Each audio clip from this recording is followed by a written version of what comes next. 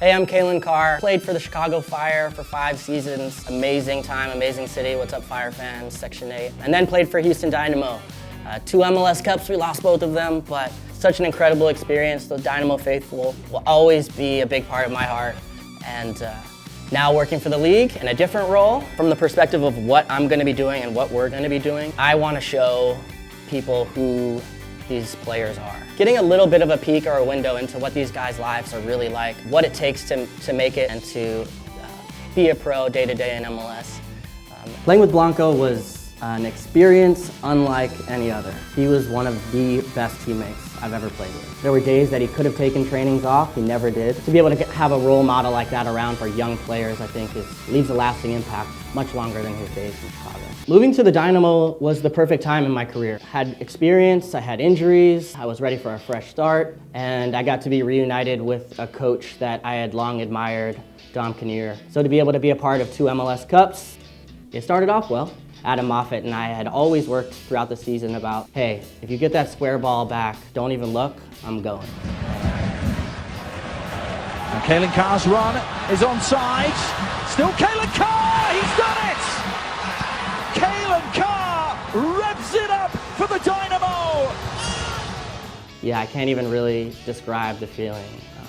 You look back on those and you almost have to watch it on TV to realize that it actually happened. And then from there, headed to the corner flag, took off the helmet, and just took a flight. Yeah, the helmet was something that's kind of become a joke, but started out of like a real place where I had my concussion. I was out for 4.5 months. So I ended up wearing it, and then after a while, they were like, all right, man, you can take the helmet off, you're cool. And I was like, I don't know, I kind of like this helmet now. And so it kind of became my thing. I think a lot of people have highs and lows in life.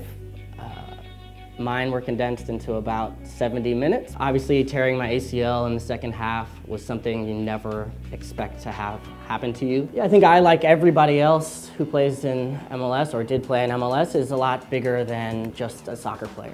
I started a little clothing project as well called Future Collective with 2 friends that I grew up with in the Bay Area. We wanted to really kind of put our own slant on what soccer style could look like. My story was always a big part of obviously who I am. My mom is white, blonde hair, blue eyes. We actually look a lot alike though. My dad is Aboriginal Australian from Alice Springs, Australia originally, which is like the center, the heart of Australia. They met in East Africa. My dad was doing water engineering for the United Nations. My mom was doing anthropological work. And suddenly, you know, I came to be. Growing up, being a little bit different was difficult at times in the sense that there was nobody else like me. That said, I think as I got a little bit older, it became a source of strength for me in the sense that nobody could define me. I could be Calen, I could be whoever I really am. So I'm interested in meeting different people. A lot of the people I played with are from all over the world. I had Boniek Garcia from Honduras to the left of me in the locker every day. I had Luis Camargo to my right, who spoke only Portuguese. The locker room is actually like a great melting pot. Different people from different places, different backgrounds, races, ethnicities, religions, coming together in a respectful way to build towards a common goal. That's something I think we all can learn from.